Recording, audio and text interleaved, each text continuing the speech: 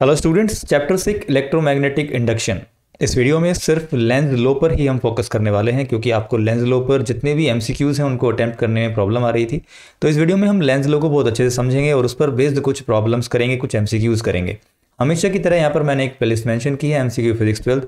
इस प्लेलिस्ट में आपको सभी एमसीक्यूज़ पर वीडियोज़ मिलते रहेंगे, टर्म 1 के लिए सभी चैप्टर्स पर। ओके, आप डिस्क्रिप्शन में जाके भी लिंक पा सकते हैं, वहाँ पर आपको इंडिविजुअल वीडियोज़ के लिंक भी मिल जाएंगे और इस प्लेलिस्ट का लिंक भी मिल जाएगा। ओके, आपको वहाँ पर पीडीएफ का लिंक भी मिलेगा। राइट, तो जल्दी से चलते हैं, लेंज लॉ को अच्छे से समझते हैं और उस पर बेस सारी प्रॉब्लम्स करते हैं। अब देखिए, लेंज लॉ को समझने से पहले थोड़ा हमें कुछ बेसिक्स समझने होंगे, जैसे मैग्नेटिक फील्ड रिप्रेजेंटेशंस हम किस तरीके से करते हैं, यानी प्लेन ऑफ पेपर में हम मैग्नेटिक फील्ड को किस तरीके से रिप्रेजेंट कर सकते हैं। तो सबसे पहले आप एरोज से रिप्रेजेंट कर सकते हैं, आपने पढ़ा होगा।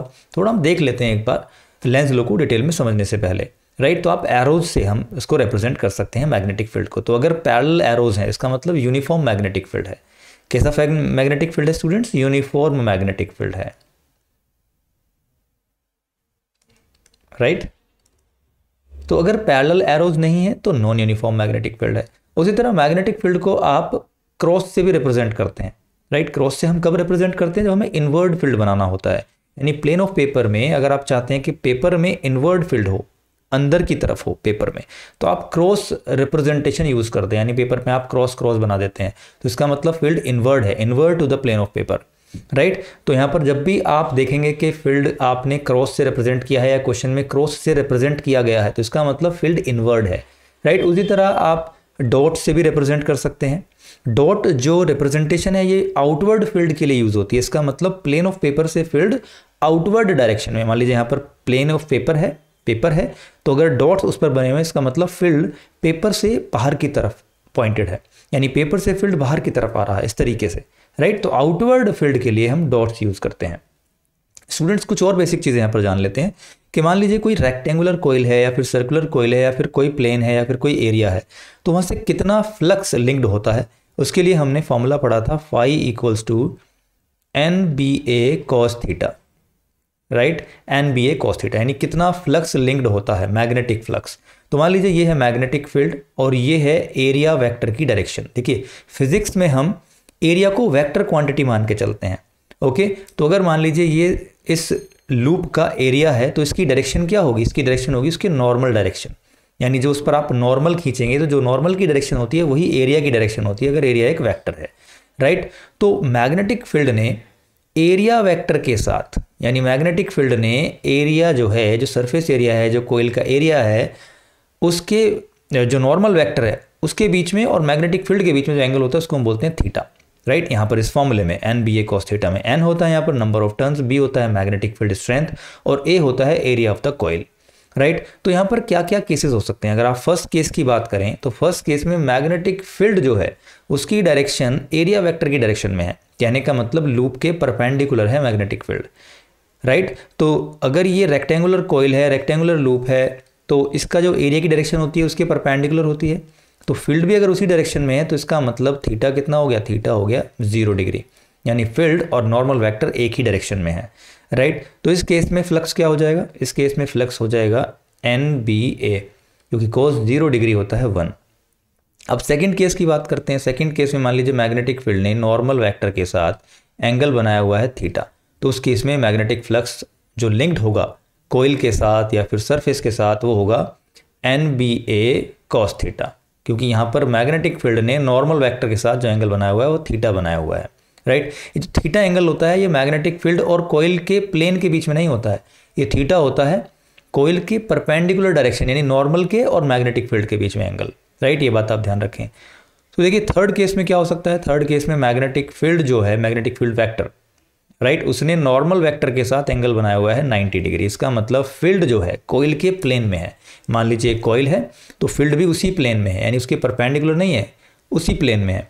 तो इसका मतलब B और नॉर्मल वेक्टर के बीच में, यानी मैग्नेटिक फील्ड और नॉर्मल वेक्टर के बीच में एंगल हो गया 90 डिग्री। तो उस केस में फ्लक्स लिंक्ड कितना होगा? ये हो जाएगा NBA cos 90 डिग्री। राइट, और cos 90 की वैल्यू कितनी होती है? cos 90 की वैल्यू 0 होती है। इसका मतलब फ्लक्स लिंक्ड जो होगा वो 0 होगा। अब देखिए, अगर फील्ड कोइल के ही प्लेन में होता है, या फिर हम यूँ कह लें कि कोयल की जो परपेंडिकुलर डायरेक्शन है, जो नॉर्मल वेक्टर है, जिस तरफ नॉर्मल वेक्टर जो है उसके परपेंडिकुलर है, तो उस केस में जो फ्लक्स थ्रू द सरफेस होता है, थ्रू द कोयल होता है, या लिंक्ड विद द कोयल होता है, फ्लक्स, मैग्नेटिक फ्लक्स, वो ज़ीरो होता है, राइट। तो यहाँ पर अब मैग्नेटिक फील्ड भले ही आप चेंज कर लें, तो यहाँ पर जो फ्लक्स चेंज होगा वो हमें नहीं मिलेगा, क्योंकि फ्लक्स यहाँ पर जो लिंक्ड हो रहा है लूप के साथ वो जीरो है। तो ये बात आप ध्यान रखें, आगे जाके लेंज लॉ पर बेस जो प्रॉब्लम्स होंगे उनमें ये काम आएंगी। तीनों चीज़ें आप ध्यान रखें, राइट।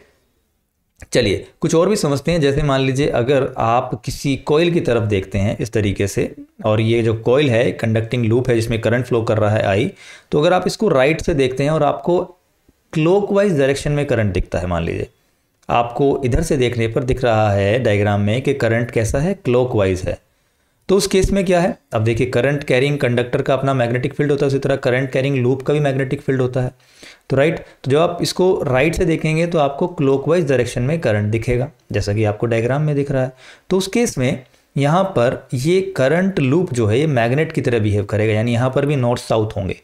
तो अब यहाँ पर हमें समझना है किधर नॉर्थ होगा किधर साउथ होगा, यानी जिधर से हम देख रहे हैं राइट से उधर नॉर्थ होगा, इधर साउथ होगा, या फिर इधर साउथ होगा या इधर नॉर्थ होगा, तो ये हमें समझना है।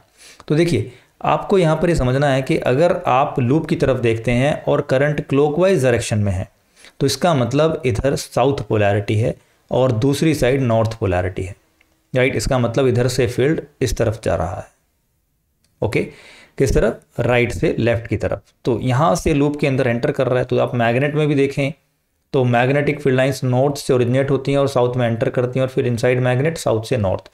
तो साउथ अगर इधर है, इधर नॉर्थ है, तो नॉर्थ से मैग्नेटिक फील्ड लाइंस ओरिजिनेट होती हैं और साउथ की तरफ वो टर्मिनेट होती हैं आउटसाइड मैग्नेट। तो ये भी लूप है। तो लूप में अगर इधर से मैग्नेटिक फील्ड लाइन एंटर कर रही है, इसका मतलब इधर साउथ पोलैरिटी होगी और इधर नॉर्थ पोलैरिटी होगी। तो अगर आप कोयल की तरफ देखते हैं और आपको करंट क्लॉकवाइज डायरेक्शन में दिखता है, तो इसका मतलब आपकी फेसिंग साइड साउथ पोलैरिटी बनेगी और अपोजिट साइड नॉर्थ पोलैरिटी बनेगी। ये बात आप समझ लें, आगे जाके काम आएगा। तो मान लीजिए आपके सामने दो लूप हैं, दोनों में करंट फ्लो कर रहा है, एक में क्लॉकवाइज और एक में एंटी क्लॉकवाइज। तो बताइए यहाँ पर भी ये करंट लूप जो है इसकी साउथ नॉर्थ पोलैरिटी बनेगी, एक मैग्नेट की तरह बिहेव करेगा, ओके।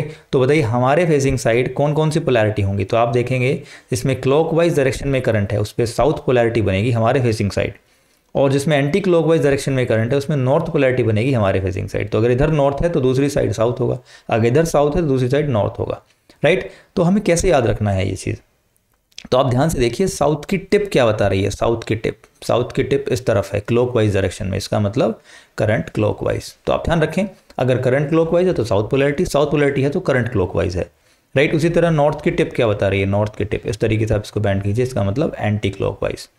तो आप ध्यान रखें टिप से, साउथ की टिप बता दी है क्लॉकवाइज और नॉर्थ की एंटी क्लॉकवाइज, आगे जाके काम आएगा, राइट। चलिए नेक्स्ट एक और चीज़ हम रिकॉल करेंगे। अगर मान लीजिए करंट कैरिंग कंडक्टर है, मान लीजिए कंडक्टर है, एक वायर है, उसमें करंट फ्लो कर रहा है, तो उसके अराउंड एक मैग्नेटिक फील्ड कंसेंट्रिक रिंग्स की शेप में एक मैग्नेटिक फील्ड प्रोड्यूस होता है। हर जगह इस तरीके से फील्ड प्रोड्यूस होता है, राइट। और राइट हैंड थंब रूल से आप इसकी डायरेक्शन फाइंड कर सकते हैं किसी भी पॉइंट पर। यानी इस तरीके से एक वायर है तो आप करंट की डायरेक्शन में थंब पॉइंट कीजिए और कर्वेचर ऑफ फिंगर आपको बताएगा, इस तरीके से आप घुमाइए तो कर्वेचर ऑफ फिंगर आपको बताएगा कि किसी पॉइंट पर मैग्नेटिक फील्ड की क्या डायरेक्शन है। तो अगर आप इस पॉइंट पर देखें तो आप देखेंगे कि प्लेन ऑफ पेपर में इनवर्ड होगी और यहाँ पर आउटवर्ड होगी। जब आप फिंगर घुमाएंगे तो राइट में जब आप देखेंगे तो फिंगर इनवर्ड जाएंगी, और जब घूमकर वापस फिंगर्स आएंगी तो लेफ्ट साइड में, यानी इस वायर की लेफ्ट साइड में फील्ड बाहर की तरफ होगा और राइट साइड में फील्ड अंदर की तरफ होगा। तो हम ये कह सकते हैं कि राइट साइड में इधर हम लगाएंगे क्रॉस और यहाँ पर हम लगाएंगे डॉट, ओके। तो यानी इस वायर के लेफ्ट साइड में फील्ड आउटवर्ड है और राइट साइड में फील्ड इनवर्ड है, ओके। हर जगह ऐसा ही होगा, यहाँ पर भी इनवर्ड और यहाँ पर ये आउटवर्ड। तो आउटवर्ड को हम पॉइंट से रिप्रेजेंट करते हैं, इनवर्ड को हम क्रॉस से करते हैं। अगर आप जानना चाहें इस तरफ पीछे की तरफ यहाँ पर क्या डायरेक्शन होगी मैग्नेटिक फील्ड की, तो यहाँ पर आप टेंजेंट खींच दीजिए। जिस पॉइंट पर आप टेंजेंट खींचेंगे उसी पॉइंट पर आपको फील्ड की डायरेक्शन मिल जाएगी। यह आपने मैग्नेटिक फील्ड लाइंस की प्रॉपर्टीज़ में पढ़ा है, ओके। तो अगर सपोज कीजिए यहाँ पर स्टूडेंट्स एक करंट कैरिंग वायर के दोनों तरफ हम दो कॉइल्स रख देते हैं, यानी दो कंडक्टिंग लूप रख देते हैं। तो मैं आपसे पूछूं कि अगर बताइए यहाँ पर एक करंट फ्लो कर रहा है, तो आप बताइए कॉइल 1 और कॉइल 2 पर जो पड़ने वाला फील्ड है इस कंडक्टर की वजह से वो किस पर इनवर्ड होगा, किस पर आउटवर्ड होगा। तो आपने देखा इस तरीके से फील्ड पड़ता है। तो सेकेंड लूप पर फील्ड कैसा होगा, inward, due to this current carrying conductor. इस current carrying conductor, straight wire conductor के कारण जो इस कोयल 2 पर फील्ड पड़ेगा वो कैसा होगा, वो इनवर्ड होगा, राइट। और इधर आउटवर्ड होगा, तो आउटवर्ड के लिए हम डॉट्स यूज़ करते हैं, आउटवर्ड के लिए हम डॉट्स यूज़ करते हैं स्टूडेंट्स। तो यहाँ पर कोयल 1 पर फील्ड कैसा होगा, आउटवर्ड होगा। पहले आप ये चीज़ें समझ लीजिए, आगे जाके काम आएंगे, राइट। और हम ये भी जानते हैं कि अगर हम करंट कैरिंग कंडक्टर से जितना दूर जाते हैं, अवे जाते हैं, फील्ड स्ट्रेंथ यानी फील्ड की वैल्यू कम होती जाती है। ओके, तो ये सारी चीज़ें आगे जाकर यूज़ होने वाली हैं। तो चलिए जल्दी से समझते हैं लेंज लो की स्टेटमेंट को, और लेंज लो क्या कहता है, राइट। तो लेंज लो की स्टेटमेंट है, the polarity of induced EMF is such that it tends to produce a current which opposes the change in magnetic flux that produces it। Simply ये बात समझ लीजिए कि यहाँ पर बोला जा रहा है कि अगर EMF जो इंड्यूस होती है या फिर जो करंट इंड्यूस होता है, तो उसकी पोलैरिटी जानने के लिए हम लेंज लॉ यूज़ करते हैं। तो लेंज लॉ ये कहता है बेसिकली कि जो डायरेक्शन होगी करंट की, इंड्यूस करंट की या इंड्यूस EMF की, वो इन सच ए वे होगी कि वो चेंजिंग मैग्नेटिक फ्लक्स का अपोज करेगी, जिसकी वजह से वो EMF या करंट प्रोड्यूस हुआ है, राइट। यानी चेंजिंग फ्लक्स EMF इंड्यूस करता है, करंट इंड्यूस करता है, ये हमने पढ़ चुके हैं फैराडे लॉ में, राइट। तो जो इंड्यूस होगी EMF या करंट इंड्यूस होगा, उसकी डायरेक्शन इन सच ए वे होगी कि उसी चेंजिंग फ्लक्स का वो अपोज करेगी, राइट। अगर फ्लक्स इंक्रीज कर रहा होगा तो उसको डिक्रीज करना चाहेगी, अगर डिक्रीज कर रहा होगा तो इंक्रीज करना चाहेगी, राइट। समझ लेते हैं एग्जाम्पल के थ्रू। सिंपली समझिए कि यहाँ पर मान लीजिए फील्ड कैसा है, देखिए यहाँ पर क्रॉस है, तो इसका मतलब फील्ड कैसा है, फील्ड इनवर्ड है। ओके, तो मैं यहाँ पर लिख देता हूँ इनवर्ड फील्ड, थोड़ा मैं लिख देता हूँ इनवर्ड मैग्नेटिक फील्ड रिप्रेजेंटेशन है। तो ये हो गया students inward magnetic field B, right. तो अगर ये इनवर्ड फील्ड है, हमें क्रॉस से पता चल रहा है, अगर ये फील्ड इंक्रीजिंग है, लेट्स से हमने एज्यूम कर लिया कि इंक्रीज कर रहा है। इंक्रीजिंग का मतलब मान लीजिए पहले 1 टेस्ला है तो 1 टेस्ला से 2 टेस्ला हो गया, 2 से 3 टेस्ला हो गया, इस तरीके से इंक्रीज कर रहा है इसकी वैल्यू, इसकी स्ट्रेंथ जो है वो इंक्रीज कर रही है इस रीजन में। और इस रीजन में हम इसमें एक लूप रख देते हैं, कंडक्टिंग लूप। अब देखिए इस कंडक्टिंग लूप पर जो फील्ड पड़ रहा है उसकी वैल्यू इंक्रीज कर रही है।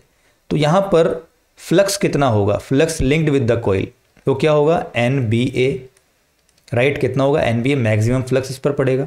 अब देखिए फील्ड अगर इंक्रीज कर रहा है तो फ्लक्स भी तो इंक्रीज करेगा, यानी फ्लक्स इंक्रीज करेगा, इसका मतलब फ्लक्स चेंज हो रहा है। और अगर फ्लक्स चेंज हो रहा है तो हमें यहाँ पर EMF मिलेगा, EMF मिलेगा तो इसका मतलब हमें यहाँ पर करंट मिलेगा। इसका मतलब करंट तो इस लूप में इंड्यूस होगा, क्योंकि यहाँ पर फ्लक्स जो लिंक हो रहा है इस कॉइल से वो चेंज हो रहा है।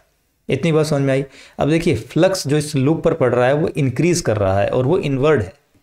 तो लेंज लॉ क्या है, कहता है कि वो जो फ्लक्स है जो इंक्रीज कर रहा है उसका अपोज करेगा, राइट, इंड्यूस करंट। तो induce current will be in such A way that it opposes this increasing magnetic flux which is directed inward, right. अब ये इनवर्ड है पहली बात, दूसरा इंक्रीज कर रहा है, तो इसका अपना फील्ड जो इंड्यूस होगा इस कॉइल का इंड्यूस करंट की वजह से वो कैसा होगा, वो आउटवर्ड होगा, यानी इस इनवर्ड फील्ड के अपोजिट होगा। तो हम कह सकते हैं इसका जो अपना फील्ड इंड्यूस होगा वो कैसा होगा, आउटवर्ड। कैसा होगा, आउटवर्ड, क्योंकि जो इनवर्ड फील्ड है वो इंक्रीज कर रहा है। अगर इनवर्ड फील्ड डिक्रीज कर रहा होता तो इंड्यूस करंट की वजह से जो फील्ड यहाँ पर प्रोड्यूस होता वो भी इनवर्ड होता। बस इतना आपको ध्यान रखना है कि अगर फील्ड इंक्रीज कर रहा है, फ्लक्स इंक्रीज कर रहा है, तो इंड्यूस्ड जो फील्ड होगा इंड्यूस करंट की वजह से उसका अपोज करेगा, राइट। तो फील्ड इनवर्ड है सबसे पहली बात, अगर वो इंक्रीज कर रहा है तो उसका अपोज करेगा इंड्यूस करंट के द्वारा प्रोड्यूस होने वाला फील्ड। तो अगर इंड्यूस्ड फील्ड जो है वो आउटवर्ड है, इसका मतलब हम डॉट बनाएंगे, डॉट्स हमने बनाए, तो फील्ड कैसा होगा, आउटवर्ड, क्योंकि इनवर्ड फील्ड इंक्रीज कर रहा है तो आउटवर्ड फील्ड इंड्यूस होगा।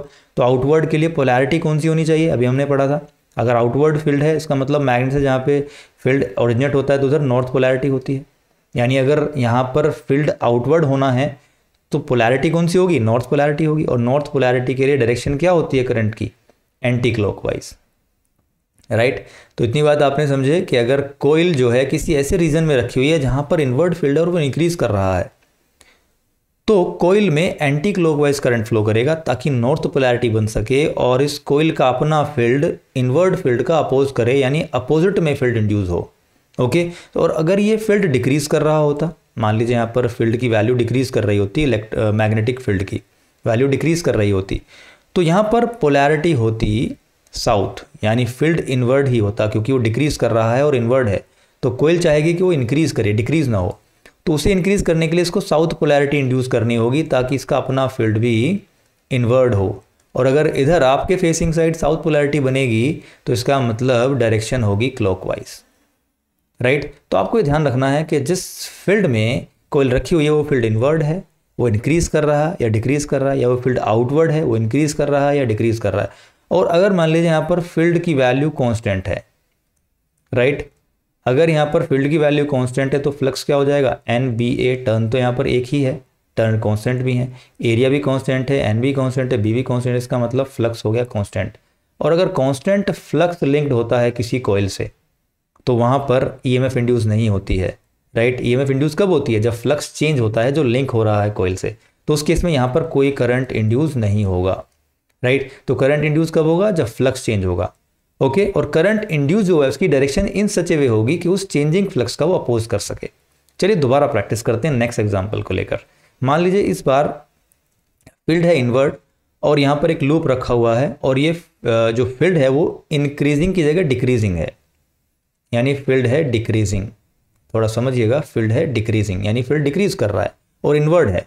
तो कोयल चाहेगी कि ये डिक्रीज ना करे, इंक्रीज करे, तो कोयल अपना फील्ड भी इनवर्ड ही प्रोड्यूस करेगी। अब इनवर्ड फील्ड प्रोड्यूस करने के लिए करंट की डायरेक्शन क्या होनी चाहिए, करंट की डायरेक्शन क्लॉकवाइज होनी चाहिए ताकि साउथ पोलैरिटी बने, क्योंकि साउथ पोलैरिटी में फील्ड इनवर्ड होता है, तो यहाँ पर पोलैरिटी बनेगी क्लॉकवाइज, राइट। नेक्स्ट एग्जाम्पल लेते हैं, समझिएगा ध्यान से।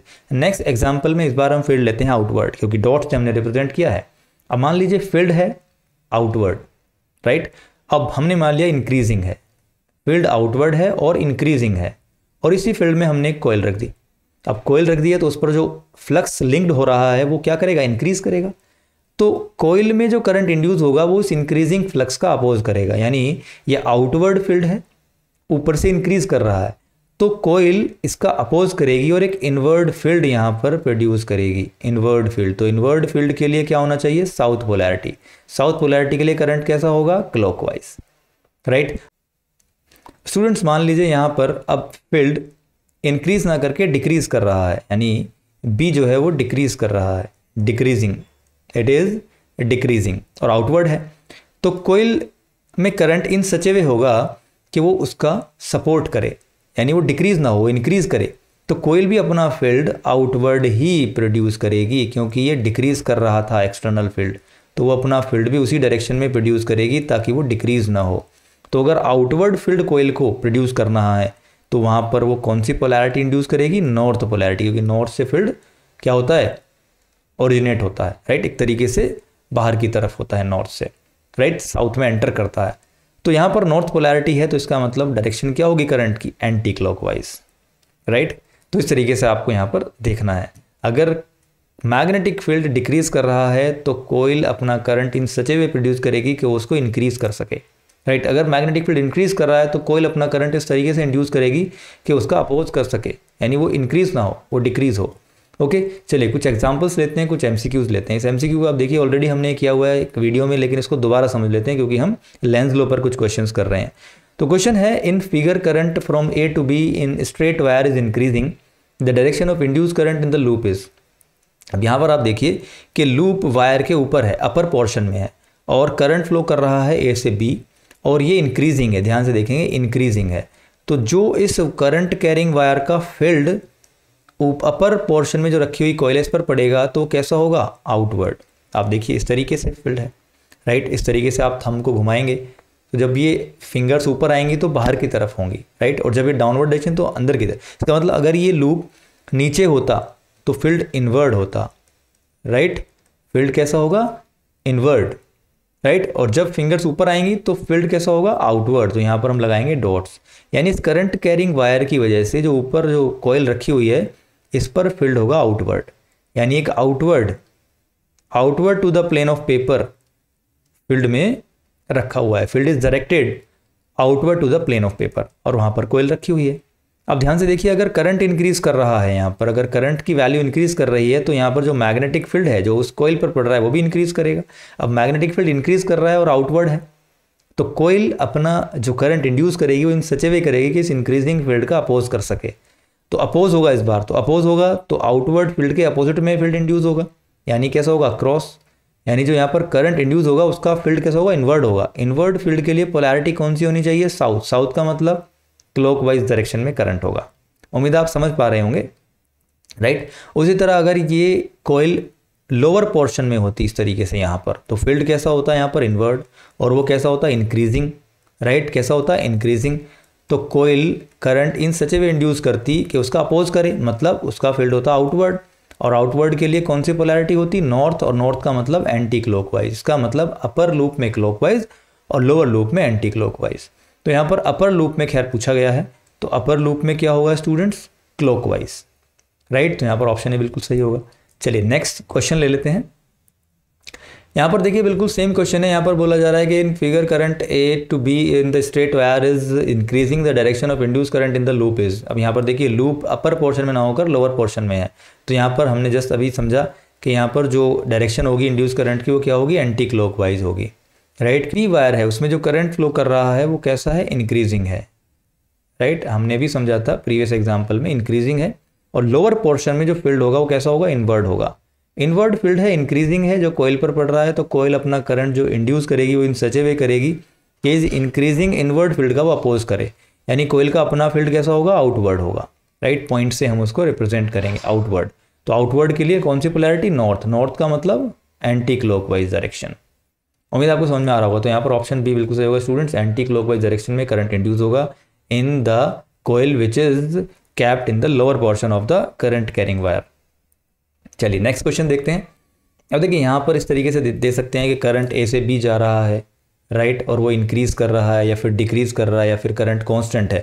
तो तीनों केस के लिए आप समझें, तो हमने देखा कि इंक्रीजिंग करंट के लिए हमने जाना कि भाई यहाँ पर क्या होगा और यहाँ पर एक कोयल में क्या होगा और बी कोयल में क्या होगा इंड्यूस करंट। तो हम मान लेते हैं कि करंट आई जो है वो डिक्रीज कर रहा है, इस बार क्या कर रहा है, डिक्रीज कर रहा है। ये भी तो हो सकता है इंक्रीजिंग की जगह डिक्रीज कर रहा है, तो डिक्रीज कर रहा है। देखिए फील्ड कैसा होगा, अपर कोयल पर पड़ेगा आउटवर्ड फील्ड, वो तो पड़ेगा ही राइट हैंड थंब रूल के अकॉर्डिंग। लेकिन इस बार फील्ड कैसा है, ध्यान से देखिए फील्ड कैसा है इस बार फील्ड है डिक्रीजिंग, क्योंकि करंट डिक्रीज कर रहा है, और यहाँ पर होगा फील्ड इनवर्ड, और वो भी कैसा होगा, डिक्रीजिंग, क्योंकि करंट डिक्रीज कर रहा है। अब देखिए इंड्यूस करंट की direction will be in such A way that it opposes the changing magnetic flux, right. अब यहाँ पर जो मैग्नेटिक फ्लक्स है उसका अपोज करेगा, राइट। तो देखिए फील्ड अपर कोयल में देखते हैं, कोयल 1 में फील्ड आउटवर्ड डायरेक्शन में है और वो डिक्रीज कर रहा है, तो कोयल अपना फील्ड भी कैसे इंड्यूस करेगी, आउटवर्ड ही करेगी, अपना फील्ड भी कैसा होगा, आउटवर्ड। आउटवर्ड के लिए कौन सी polarity, north polarity, north polarity का मतलब एंटी क्लॉकवाइज। अभी देखें जब करंट इंक्रीज कर रहा था तो अपर कोयल में क्लॉकवाइज डायरेक्शन आई थी, लेकिन अभी एंटी क्लॉकवाइज आई। तो आप ध्यान से देख लें कि करंट इंक्रीज कर रहा है या डिक्रीज कर रहा है। आप कॉन्सेप्ट पे ध्यान दें, आप रटे ना इसको। अभी देखिए जो लोअर पोर्शन में कोयल रखी है कोयल 2, उस पर फील्ड इनवर्ड है और वो डिक्रीज कर रहा है, तो कोयल भी अपना फील्ड उसी डायरेक्शन में प्रोड्यूस करेगी क्योंकि वो डिक्रीज कर रहा है, राइट। उसका अपोज करेगी कि वो डिक्रीज ना करे, वो इंक्रीज करे। तो इनवर्ड फील्ड के लिए पोलैरिटी कौन सी आएगी, साउथ पोलैरिटी, इसका मतलब क्लॉकवाइज डायरेक्शन में करंट फ्लो करेगा। तो लोअर कोयल में यानी कोयल 2 में क्लॉकवाइज, और अपर कोयल यानी कोयल 1 में anti clockwise if the current is decreasing. से अगर मान लेते हैं करंट कांस्टेंट है स्टूडेंट्स, अगर करंट यहाँ पर कांस्टेंट है तो उस केस में अपर कोयल में जो फील्ड पड़ेगा वो आउटवर्ड होगा और कोयल 2 में फील्ड इनवर्ड होगा, लेकिन वो कांस्टेंट होगा। तो अगर कांस्टेंट फ्लक्स पड़ रहा है ए और बी पर, तो यहाँ पर कोई करंट इंड्यूस नहीं होगा, यानी यहाँ पर करंट जीरो होगा, यहाँ पर भी करंट जीरो होगा। अगर कोयल्स मूव नहीं कर रही हैं, coil with respect to the current carrying wire stationary है, राइट, और करंट भी कांस्टेंट है, तो उस केस में कोई करंट यहाँ पर इंड्यूस नहीं होगा। चलिए हो सकता है डायरेक्शन रिवर्स कर दें क्वेश्चन में, तो आप रटे ना, हो सकता है अब बी से ए करंट जा रहा हो, वो इंक्रीज करे, डिक्रीज करे या फिर कांस्टेंट रहे, तो क्या होगा। अब देखिए मैग्नेटिक फील्ड की डायरेक्शन चेंज हो जाएगी। मान लीजिए करंट बी से ए अगर होगा तो अब अपर पोर्शन में फील्ड इनवर्ड होगा ना, अपर पोर्शन में फील्ड इनवर्ड, इस तरीके से आप देखिए, राइट, और लोअर पोर्शन में फील्ड होगा आउटवर्ड, राइट। तो इसका मतलब इस बार कोयल 1 पर इनवर्ड फील्ड पड़ रहा है और कोयल 2 पर आउटवर्ड फील्ड पड़ रहा है। बस सबसे पहले तो आपको ये देखना है कि किधर इनवर्ड है और किधर आउटवर्ड है। अब फिर आपको देखना है कि ये इंक्रीज कर रहा है फील्ड या डिक्रीज कर रहा है, क्योंकि इंड्यूस करंट तो उसका अपोज करेगा। अब मान लेते हैं कि करंट इंक्रीज कर रहा है, तो इसका मतलब अपर पोर्शन में फील्ड इनवर्ड है और वो इंक्रीज कर रहा है, तो फील्ड इंड्यूस फील्ड कैसा होगा, आउटवर्ड डायरेक्शन में। आउटवर्ड का मतलब नॉर्थ पोलैरिटी, नॉर्थ पोलैरिटी का मतलब anti clockwise, right. Field inward है लोअर पोर्शन में, कैसा, इंक्रीजिंग है, इंक्रीजिंग है तो उसका अपोज होगा, अपोज होगा मतलब इनवर्ड फील्ड इंड्यूस होगा, इनवर्ड का मतलब साउथ पोलैरिटी, साउथ पोलैरिटी का मतलब क्लॉकवाइज डायरेक्शन में करंट इंड्यूस होगा। ओके, तो इस तरीके से आप समझें, राइट। चलिए आगे बढ़ते हैं, कुछ क्वेश्चंस और देखते हैं। जैसे मान लीजिए इस क्वेश्चन को देखिए, यहाँ पर ऑप्शंस हैं, यहाँ पर क्या बोला जा रहा है इस क्वेश्चन में कि करंट कैरिंग वायर है, current is flowing from A to B and it is बोला जा रहा है it is constant current, right. Constant current है तो इसका फील्ड जो होगा इस तरीके से आप देखें कैसा होगा, फील्ड अपवर्ड पोर्शन में आउटवर्ड फील्ड होगा, अपर पोर्शन में जो अपर पोर्शन है उसमें आउटवर्ड फील्ड होगा students, right hand thumb rule आप लगा दीजिए। ओके, लोअर पोर्शन में इनवर्ड होगा। तो अगर अपर पोर्शन में फील्ड आउटवर्ड होगा, आप देखिए आउटवर्ड होगा और कॉइल जो है करंट कैरिंग वायर की तरफ जा रही है, तो इसका मतलब उस पर पड़ने वाला फील्ड इंक्रीज करेगा, क्योंकि आपने देखा अगर वायर से आप दूर जाते हैं तो फील्ड स्ट्रेंथ कम होती है, अगर वायर की तरफ जाते हैं तो फील्ड स्ट्रेंथ इंक्रीज करती है। तो फ्लक्स क्या होता है, फ्लक्स होता है NBA, एन की वैल्यू यहाँ पर 1 है, सिंगल टर्न है मान लीजिए, एरिया कांस्टेंट है लेकिन फील्ड की वैल्यू इंक्रीज कर रही है, इसका मतलब फ्लक्स की वैल्यू इंक्रीज कर रही है। तो इस कोइल पर फील्ड या फ्लक्स आउटवर्ड है, आपने देखा आउटवर्ड है क्योंकि डॉट से रिप्रेजेंट किया गया है और वो इंक्रीज कर रहा है। तो कोइल अपना current in such A way induce करेगी कि वो इस इंक्रीजिंग फ्लक्स का अपोज करे।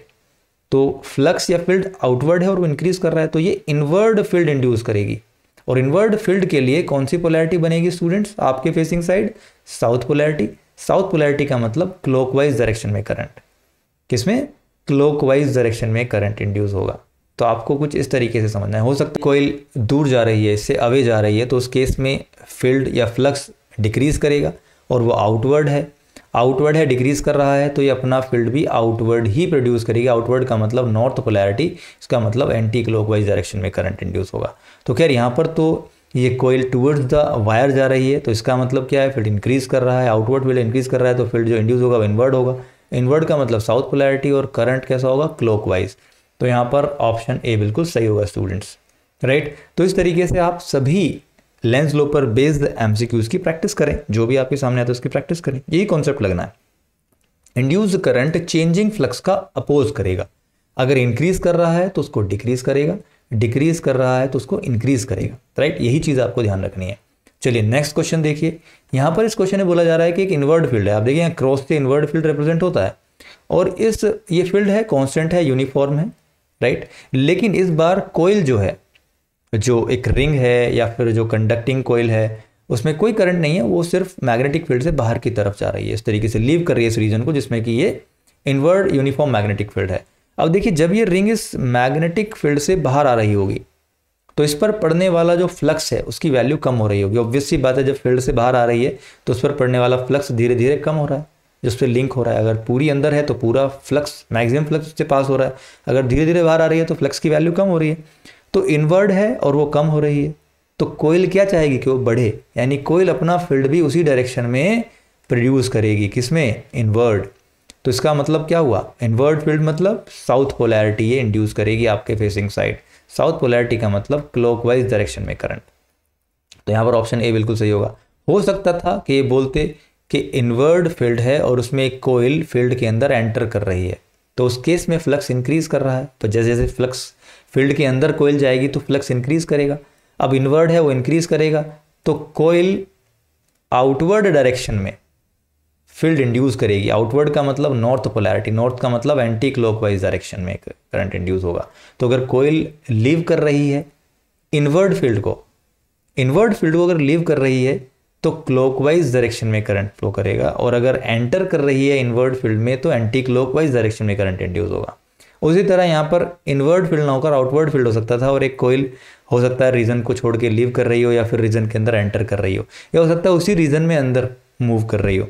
तो अगर कोई रिंग किसी भी फील्ड में अंदर ही मूव करती है, राइट, रोटेट नहीं कर रही है, सिर्फ मूव कर रही है, तो अंदर उसके अंदर कोई करंट इंड्यूस नहीं होता है। लेकिन जब वो लीव करती है या एंटर करती है तो उस समय पर करंट इंड्यूस होता है, क्योंकि तभी मैग्नेटिक फ्लक्स जो लिंक्ड है कोइल पर वो चेंज होता है, राइट। तो यहाँ पर ऑप्शन ए बिल्कुल सही होगा, if the conducting loop is living the uniform magnetic field, right. Next question की तरफ चलते हैं। यहाँ पर देखिए थोड़ा सा ये क्वेश्चन थोड़ा अलग है। तो यहाँ पर बोला जा रहा है कि करंट कैरिंग वायर है और ये एक कंडक्टिंग लूप के एक्सिस से पास होकर जा रहा है, राइट। ऑप्शंस यहाँ पर दिए हुए हैं। तो एक कंडक्टिंग लूप के एक्सिस से होकर पास होकर जा रहा है और बोला जा रहा है कि करंट इज इंक्रीजिंग ग्रेजुअली, धीरे धीरे करंट इंक्रीज कर रहा है। तो अगर ये करंट इंक्रीज कर रहा है तो इसके चारों तरफ जो मैग्नेटिक फील्ड यहाँ पर प्रोड्यूस होगा वो भी धीरे धीरे इंक्रीज करेगा, राइट। तो यहाँ पर पूछा जा रहा है कि जो ये रिंग थी, जो यहाँ पर ब्लैक कलर से यहाँ पर रिप्रेजेंट की गई है, इस रिंग में जो करंट इंड्यूस होगा वो किस डायरेक्शन में होगा। तो आप ध्यान से समझें कि जो इंड्यूस मैग्नेटिक फील्ड है, जो यहाँ पर इस करंट कैरिंग वायर के इंड्यूस हुआ है, राइट, वो उसी प्लेन में है जिस प्लेन में कॉइल है। तो भी हमने थोड़ी देर पहले आपको बताया था कि हमें फ्लक्स लिंक्ड कैसे निकालना होता है, phi equals to NBA cos theta, right, और थीटा होता है angle between the area vector and magnetic field vector. अब इस कंडीशन में आप देखिए मैग्नेटिक फील्ड जो है वो क्या है, मैग्नेटिक फील्ड या तो इधर होगा, किसी भी पॉइंट पर आप टेंजेंट खींच दीजिए तो वो उसी प्लेन में है जिस प्लेन में कॉइल है, उसी प्लेन में है, हर पॉइंट पर अलग अलग डायरेक्शन में है लेकिन उसी प्लेन में है।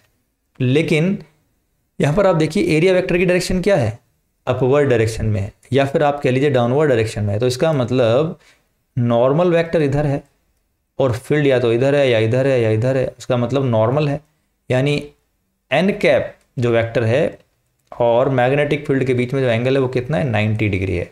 तो इस केस में जो फ्लक्स लिंक हो रहा है वो जीरो हो रहा है, राइट। तो यहाँ पर अगर मैग्नेटिक फील्ड की वैल्यू इंक्रीज करती है डिक्रीज करती है उससे कोई फर्क नहीं पड़ता, क्योंकि मैग्नेटिक फ्लक्स लिंक ही नहीं हो रहा है कॉइल से, राइट। तो यहाँ पर कोई फ्लक्स लिंक नहीं हो रहा है, तो यहाँ पर कोई करंट इंड्यूस नहीं होगा, यानी नो करंट इंड्यूस।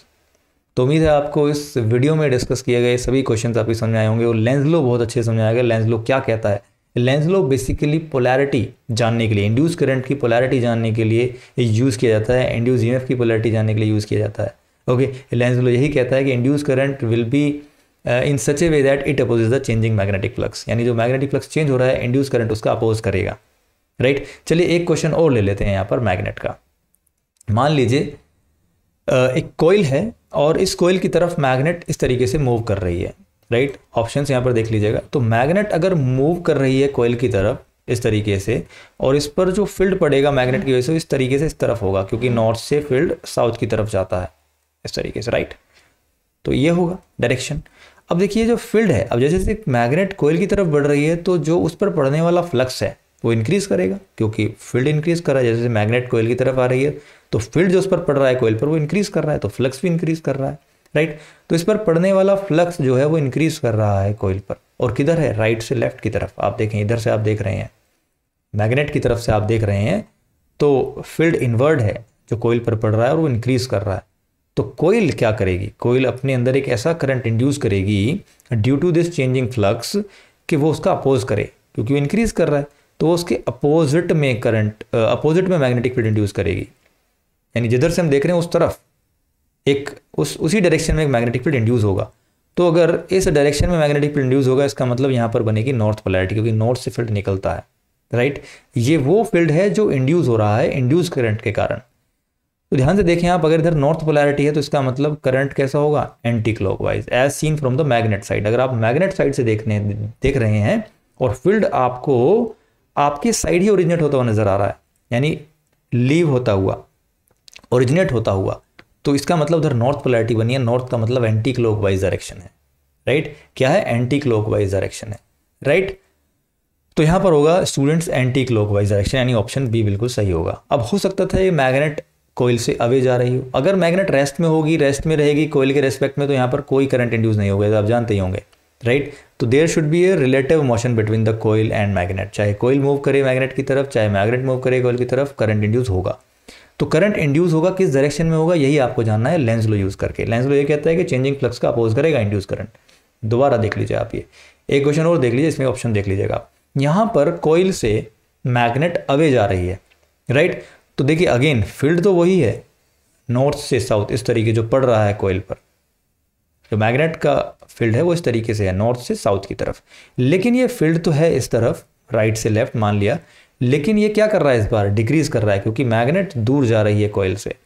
तो ये फील्ड राइट से लेफ्ट की तरफ है लेकिन वो डिक्रीज कर रहा है, तो कोइल चाहेगी वो इंक्रीज करे, तो कोइल अपना फील्ड भी उसी डायरेक्शन में इंड्यूस करेगी, यानी जो कोइल का फील्ड होगा वो भी उसी डायरेक्शन में होगा जिस डायरेक्शन में मैग्नेट का मैग्नेटिक फील्ड कोइल पर पड़ रहा है।